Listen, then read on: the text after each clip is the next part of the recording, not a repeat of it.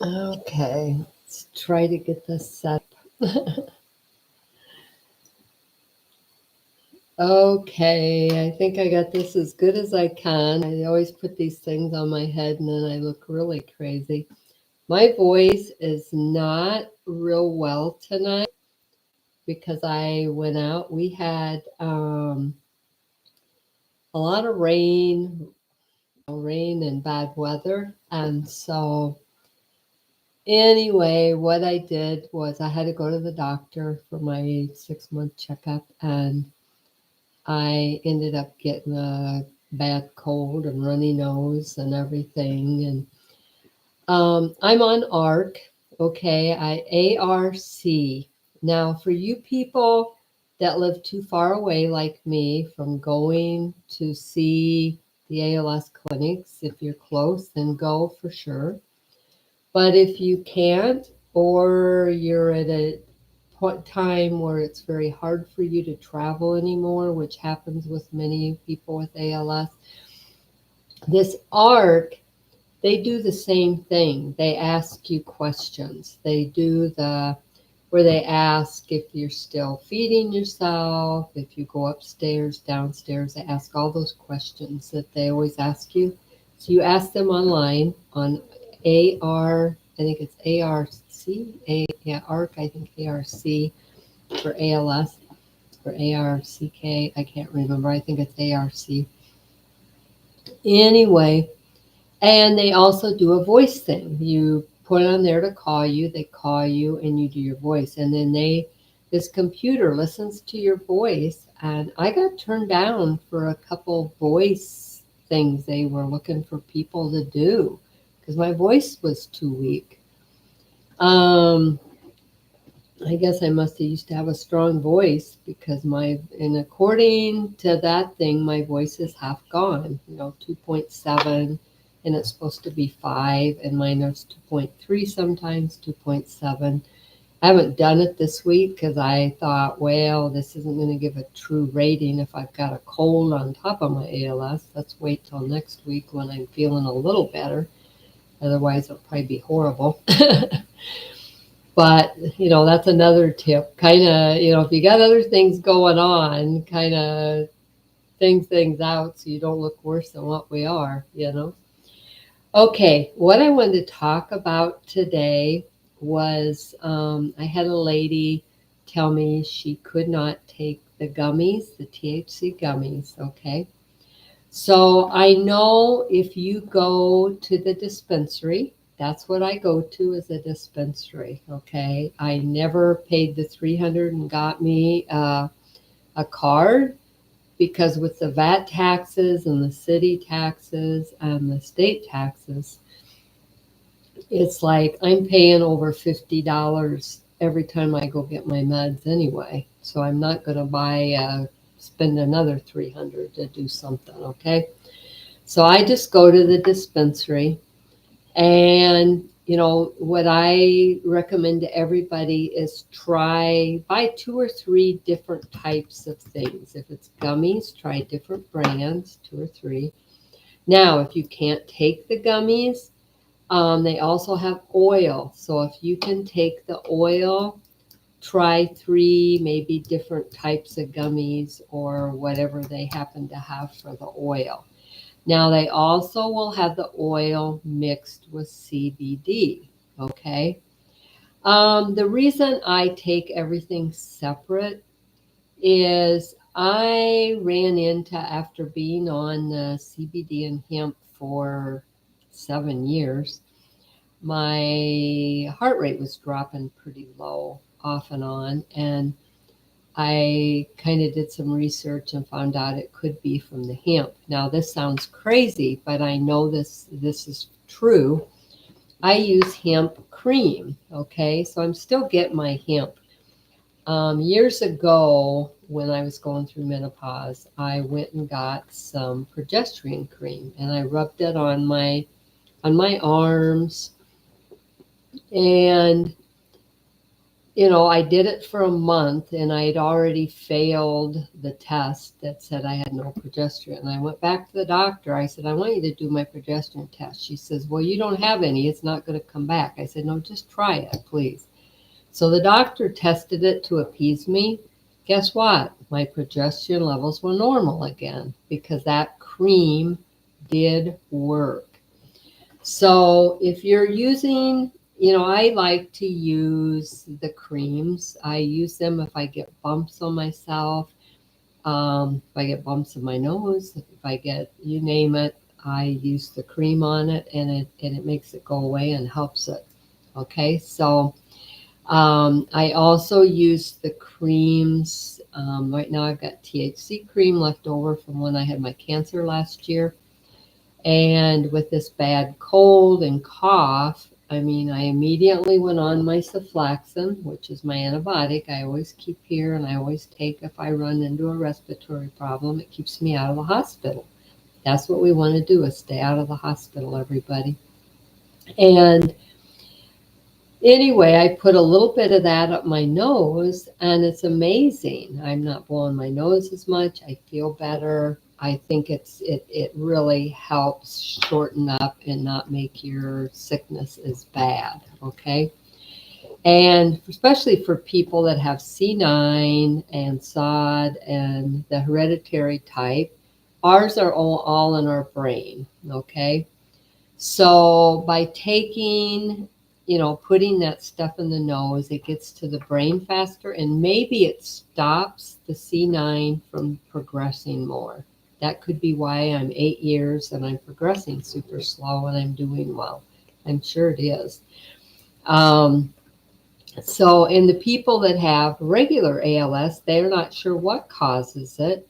And I have come to the conclusion that a lot of things in our brain causes a lot of different things. So what I would ask you to do is just try it once. Either the CBD, I've used that. That's what got rid of my lump that time. I told you guys in another video, and my fatigue got better. This THC has been working good for me. So just kind of play around again with stuff until you find what works with your body. Now, also back on the oils, there's also patches. Now, what I need to do, because I've never done the oils and the patches yet, is I know the gummies stay in your system 4 to 6 hours. So that's how I dose them. So when you go and buy the oil or you buy the patches, ask them at the dispensary, how long does this stay in my system? Or you can Google it. I happened to find a doctor out in California that prescribed all this stuff to her patients, and that's where I found out about my gummies. I was trying to search to see how long they stayed in my system. So just kind of Google it. If you can't find any, let me know. I will Google and try to find for you, okay? Because that's a big thing. The other thing is why I do so well is I take these gummies 24 hours every day. I've got that stuff in my system. I never go without this stuff in my system, okay? Speaking of that, I wonder if I took my meds. Just a second. I'm going to go check right now. I'm doing my meds at like 6 o'clock. And the other way I do them, like I told somebody, is I take the sativa at 6 a.m. in the morning. Now, if you're using oil, sativa oil you could use, or your patch, at 6 in the morning. Then I take sativa at noon again, okay? This gives me energy. It gives me more energy when I get out of bed. It also helps my appetite. So I'm probably able to eat something an hour or two later, okay? Then when I know at noon it's getting out of my system, I take another one. That gives me energy until 6 o'clock at night, sometimes even a little over. Now at 6 o'clock at night is when I take my other meds. I got to Just a second. Let me go get them because I can't even remember the name of it. Just a second. Look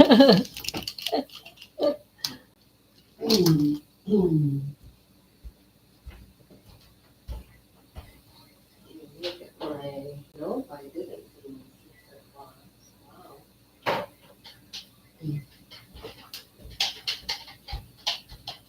Mm.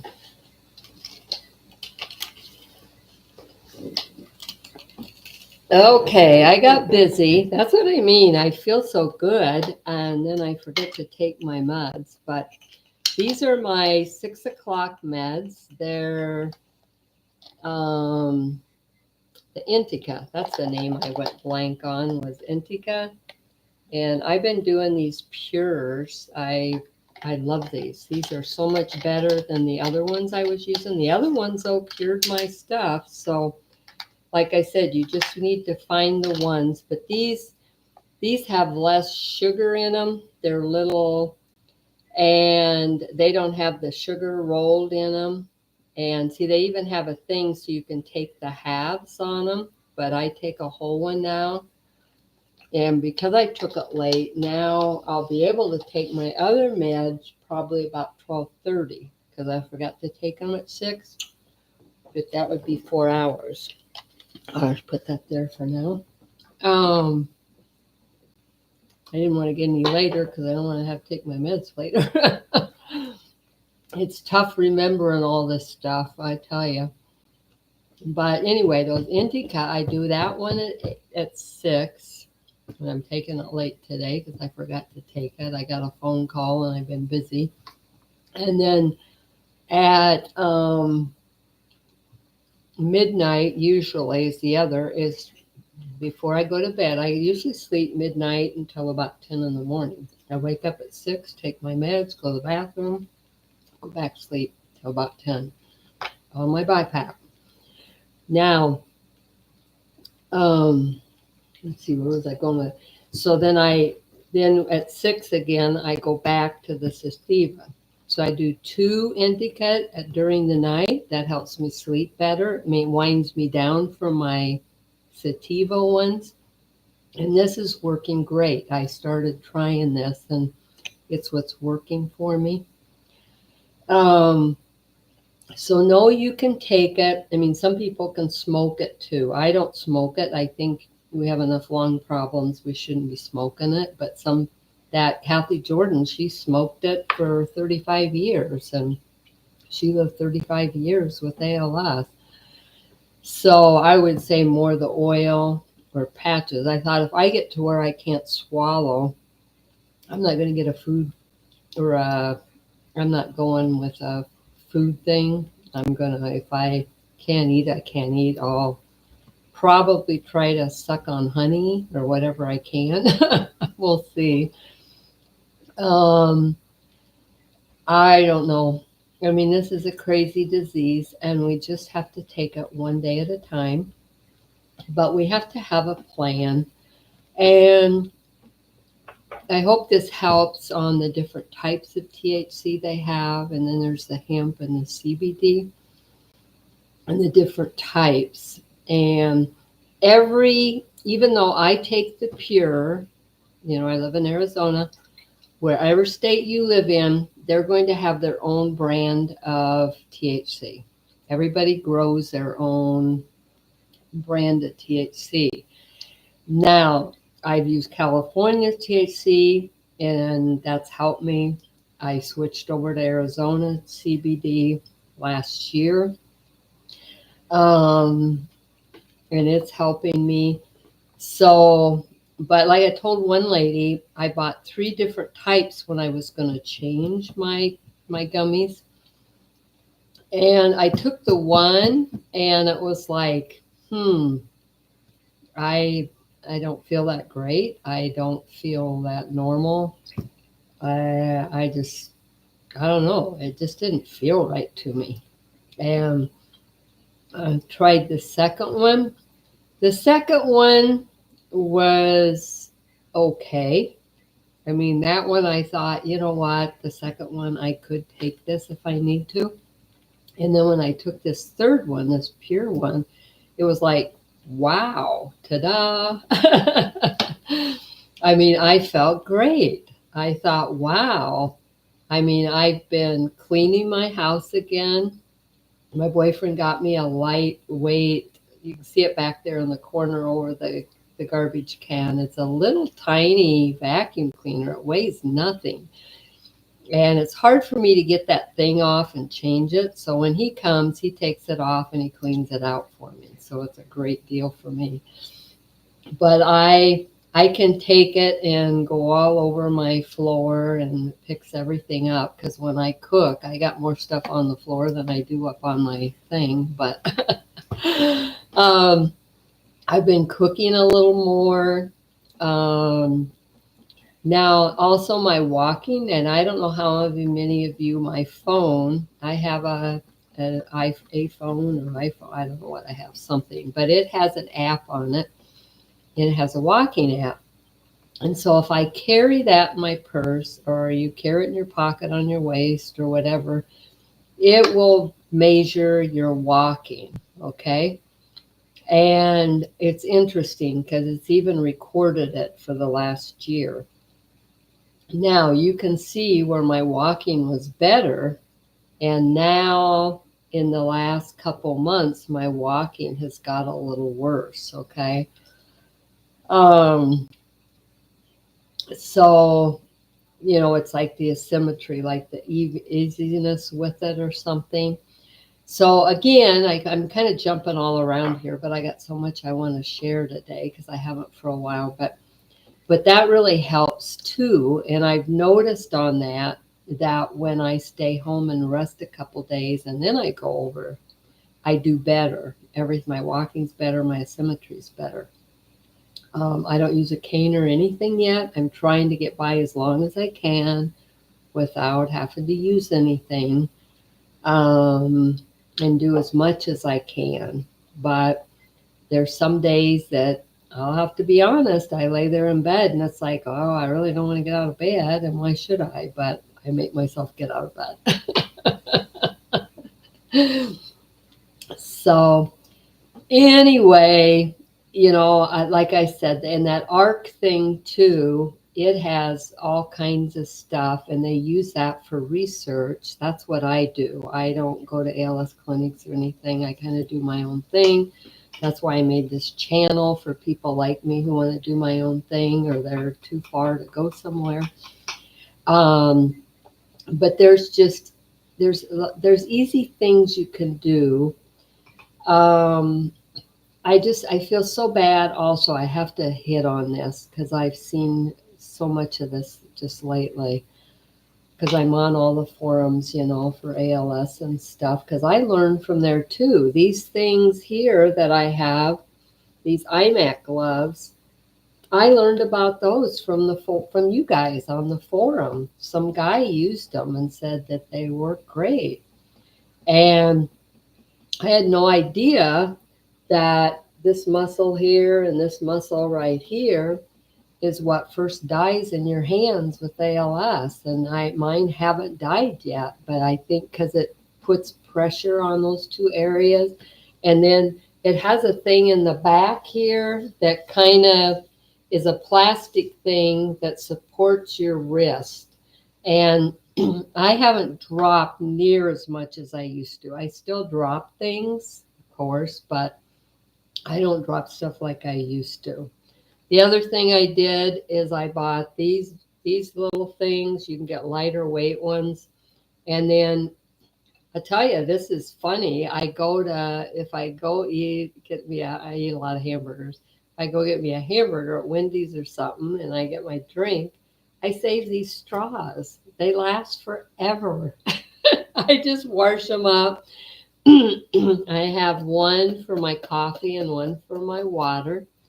And, if they tip over, I used to go through keyboards because I'd knock my water over, my coffee over. I thought the heck with it. See, don't put yourself through that. If it's something that's upsetting you and that, fix it. So I do this and then I just sip it while I can. Now, I think, as I progress in that, if I can't use the straw, then I'll have to find like a sippy cup or see what they and I'm always watching the forums, everybody, um, because I learn from all you too. I think people that have ALS, you learn more than we actually learn from our doctors. I hate to say that.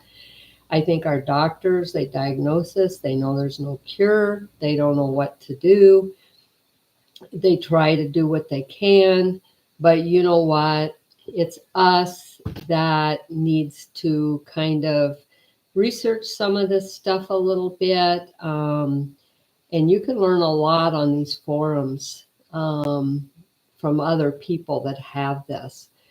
I mean, I seen a lady with a metal crutches. I have these wooden ones when I used to fall down. And this lady had crutches and she had this, it was like big pads up on the top of them, and she had these big nice handle things. And I said to her, I says, wow, that would be a lot nicer than like the crutches I have. And she has rheumatoid arthritis. And she said, yeah, they work great, even around the home. So, see, we learn from others all the time. And it's people that are dealing with similar things that we do and what we deal with. So, anyway, God bless you all. Keep praying, never stop praying. I I guess nothing upsets me more than a doctor that says you only have a year or two to live, and I've heard it too. And I truly believe our names are written in the book. When it's our time to die, we're going to die. It doesn't matter if we have ALS, if we're driving in a car, if we die of cancer or what we die of. We're here until God takes us home. So I guess I don't look at this as a death warrant. We're probably more blessed because we're able to change a few things and try to live as normal as we can with the changes that we make. And it's like I told somebody the other day, I says, when I wash my clothes, I'm lucky I have a washer and dryer here. When my clothes are dirty, I just stick my shirt in the washer, or I stick my skirt in the washer. When it's full, I put my soap in, I wash it. And then one by one, I put them in the dryer. One by one, I put them away. I have a whole day I do that. And I plan that because it'll wear me out, but I can do it. I can still do that, rather than carry a big basket of clothes. Okay. There's little things, every little thing that you can come up with, and it's cheap little things to make your life simpler and so you don't get so frustrated. I know with ALS, I am a whole much more frustrated than I used to ever be. I try not to be, but I get frustrated. So anything that frustrates me, I try to make easier for me. And I've been so lucky that I've pretty much got a lot of stuff changed around here to make things flow much better for me. And that's what we have to do. But anyway, yeah, don't be afraid to ask me anything. I'm here to help you. The reason I started this channel was, like I said, my grandpa died, my dad died of ALS, and I started falling down, dropping things, having all kinds of medical problems, and including with my heart and everything. It was crazy. It was like everything just went crazy in my body all of a sudden. And I mean, they wanted to put pacemakers in me, and I thought, no, because I've never had this problem, and I don't think that's what's going on. And it's probably a good thing I didn't get that done. I probably would have killed me with because my biggest thing that I found out that mine started with, ALS affects us all so differently. Okay, my dad and grandpa's started out with their legs basically, and mine kind of, I was falling down, but then I started on this THC and stuff. But mine really more started with my diaphragm and my heart and blood pressure and temperature. I always told everybody my temperature was broke. It really was, I guess, because there's like a vascular, there's a, I can't remember the whole word, but it's something with your vascular system goes haywire with ALS and CAN. So that's another thing I wanted to mention, because I went to the doctor the other day. My blood pressure was like almost 200 over 99. Of course, they just went berserk. And I said, don't worry about it. I said, just wait a couple minutes and take it again. I do this. I said, my blood pressure drops to nothing. It goes super high. And if you just relax, I said, and I have a half of a blood pressure pill I can take, that if it stays up a little bit, that will get it back down. And so I've had to learn how to deal with this. I mean, I used to end up in the hospital overnight. They couldn't figure out what was wrong with me, why this was happening. It was crazy. One day they said, well, you're low on potassium. Well, I was low on potassium, which might have caused it, but that's another thing ALS does, is rob your body of potassium. So anyway, I don't know what to tell you. It breaks my heart seeing people run their loved ones up to the hospital, and they don't know what to do with them up there. And they try to do all that, give them oxygen. You're not supposed to have oxygen with ALS. A BiPAP is fine. That's just air that goes in, still gets air in your lungs, but it's not the oxygen. Oxygen will cause CO2 to your brain, and nothing will kill you faster than for an ALS person to have oxygen. I have to even be careful. Sometime the other night when I wouldn't feel good, I slept for 10 hours. And when I got up, it said my oxygen was 99, 100, and I could feel already that I had CO2. I can't remember nothing when I first get up and have CO2. If I get up and move around and get things going, then things get better, okay? So sometimes with ALS, don't panic on all kinds of stuff. Just kind of wait around, take it again. If it does stay up, then definitely, or down. The other day with this disease I had, or with not the disease, the illness or thing that I had, I woke up in the morning and everything bottomed out on me. This time my oxygen was 82. My heart rate was like 41. And I thought, oh, wow, today's the day. The Lord's going to take me home. And then I thought, well, what can I do about this? Okay. With me, if I get in a hot shower, my heart rate will go up. I know that. So I went and got in a hot shower, I put my BiPAP back on. That got my oxygen back up. And then I went and took a hot shower. And then I just tried to walk around a little bit to get everything back up and that, and I worked through it. I stayed out of the hospital again. So just try little things, keep checking. I don't know how many you have these. These are like, these things, you put on your finger and you push it, and it's red, and then it'll go up.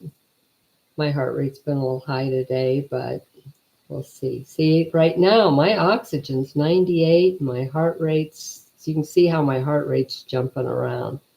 70, 68, 80, even my oxygen, 73. That's what my heart rate does.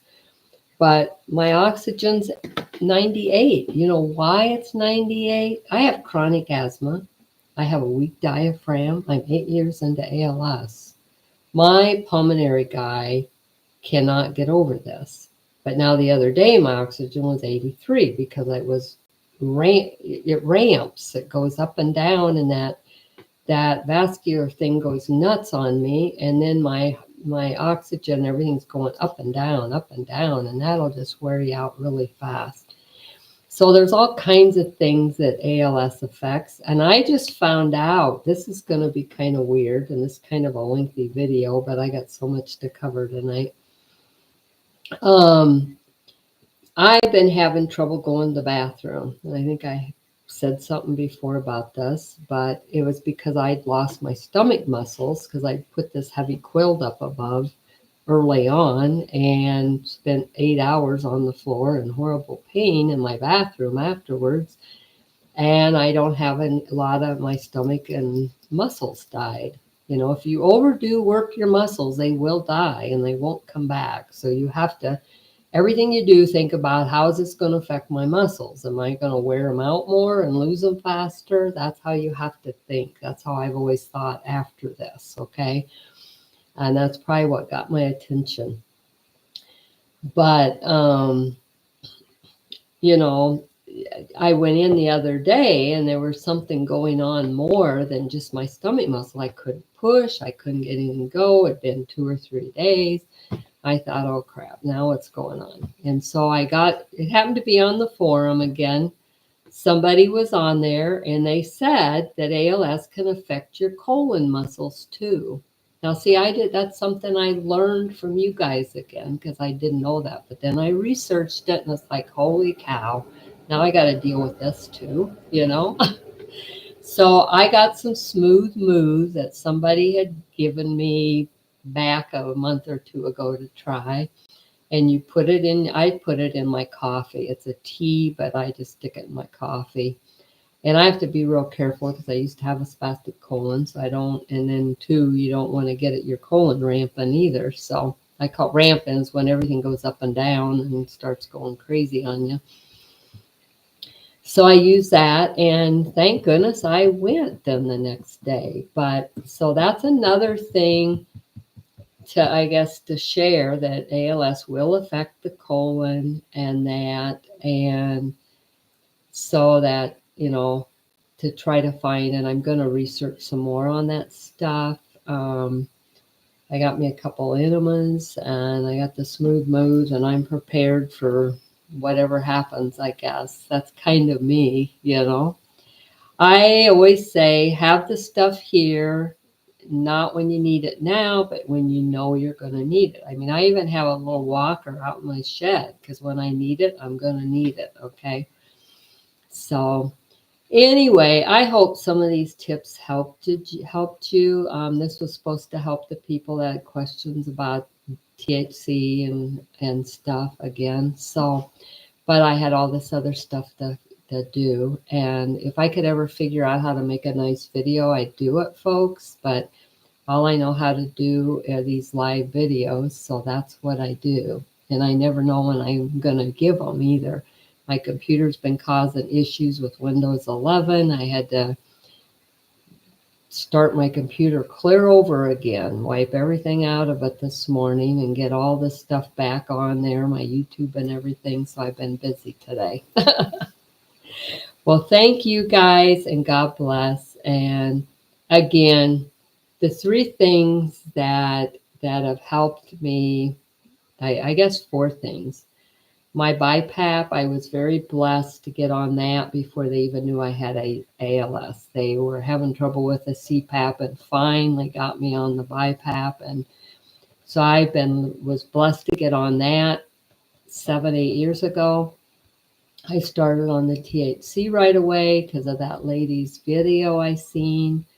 And then I got the compression socks and these IMAX gloves, and that's all I do. I have a blood pressure pill I take a half of once in a while, and then I have my sulflaxin if I get an infection, but I don't take anything else. So that's all I've done for 8 years, and it works for me. And I guess try whatever you can. I mean, when I started, I thought they don't have anything to cure me. They don't have anything to help me. What can I do to slow down my progression, to live longer, and to still enjoy life? And I have to say, I'm in 8 years and I'm still doing all the above. Okay. Is it touch and go? Some days I feel it is. I mean, I don't know when the Lord's going to take me home. I hope not for a while because I'd love to help more people. And I still love looking at beautiful skies and mountains, and I'm still enjoying finding things to enjoy life. And so we'll see. That's all we can do, but we have to try and do whatever works for us. And if you have something like when I went and used to walk 2 miles, 2 to 4 miles a day before I even got diagnosed, I come home one day and my legs were cramping in both legs, and I for like 2 hours. And my boyfriend says, "You're not going to be walking that far again. Look at you." And it's like, and I said, "No kidding." I mean, you learn real fast and and what causes it. I don't do that anymore because I don't like to be in pain. Okay. And I'm pretty lucky. I have not had much pain in 8 years. I do get some cramps once in a while, like everybody else, and I figure, man, if I wasn't on my THC and didn't have my compression socks and I got this leg cramp, it's a horrible one if I can still feel it, okay? I don't even want to think about what that would have felt like. So, anyway, well, I better quit rattling here, and God bless, and we'll talk to you again, everybody. Bye bye.